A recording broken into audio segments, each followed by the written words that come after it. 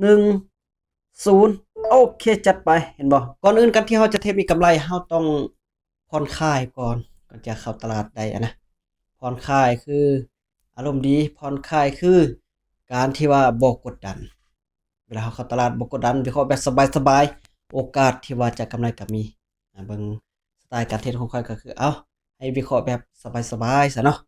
เบิ่งการเทรดครั้งนี้ถ้าเฮาวิเคราะห์แบบสบายๆเลือกตลาดได้โอกาสกำไรก็มีแน่นอนเบิ่งแนวทางในการเทรดวิดีโอนี้ได้สำหรับช่วงนี้เราต้องมาลุ้นกันว่า BTC จะหลุดขึ้นไปถึงแสนหรือบ่ออเดอร์นี้ซื้อขึ้นไป1ออเดอร์กัน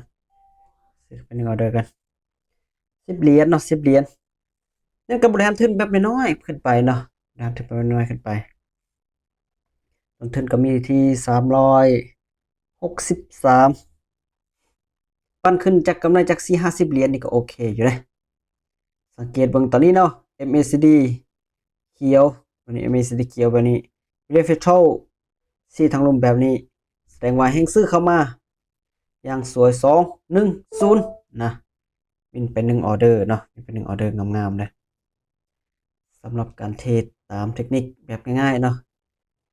วินไปกำไรมาที่ 9.5 เอาจะไปแบบพอตซิ่งเนาะไปแบบพอตซิ่งก็คือจะเพิ่มขึ้นเพิ่มกำไรขึ้นไป15เอาไป20เหรียญซะเนาะแล้วจังหวะนี้นี่ให้ขายค่อนข้างเท่เนาะสังเกตในเมสดีนี่ขายอาจจะฮู้ว่าให้ขายเท่หรือบ่เบิ่งจังหวะนี้ก็ได้ MACD เนาะ MACD มีการจะตัดลงแบบนี้เห็นบ่จะตัดลงแบบนี้และ William Fatal มีการซี่ขึ้นทางเทิงแบบนี้นะได้ว่าแห้งขายนี่เทตั้งแต่ออเดอร์นี้เนาะเกิน100เลยออเดอร์นี้เกิน100เลยเทลงมาอย่างรุนแรงจวดลงมาแบบนี้ก็ถือว่าแห้งขายมารุนแรงเพราะฉะนั้นขายมาออเดอร์210วินนะวิน2ออเดอร์ติดแหละบวกกำไรมา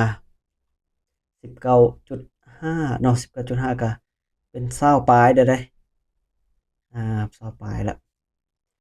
ตอนนี้น่าจะเกือบ20เกือบ30แล้วแต่วันนี้ถ้าว่างามๆแบบนี้เนาะจาก3ออเดอร์ติดก็น่าจะได้อยู่3ออเดอร์ติดก็น่าจะได้อยู่ออเดอร์นี้20เหรียญ25เหรียญขายต่อเลยวันนี้ไปแบบพอตซิ่งก็คือเอากำไรและต้นทุนเพิ่มขึ้นไป25เหรียญถ้าว่าจะเบิ่งตอนนี้เนาะ MACD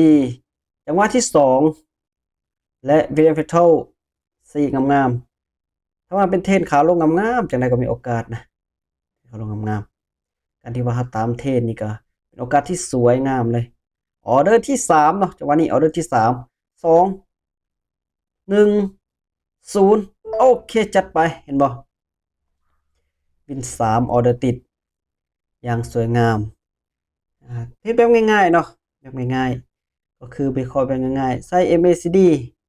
และ William Fractal อืมมีการผลักดันลงแบบใดเฮาก็ตามไปนั้นกำไรมาเด้เมื่อกี้ก็กำไรมาเมื่อกี้มี360ตอนนี้400ปลายแล้วเนาะก็ถือว่ากำไรมาที่55เหรียญนะ55เหรียญเนาะ55เหรียญล้านปลายถือว่าวิเคราะห์แบบง่ายๆเลย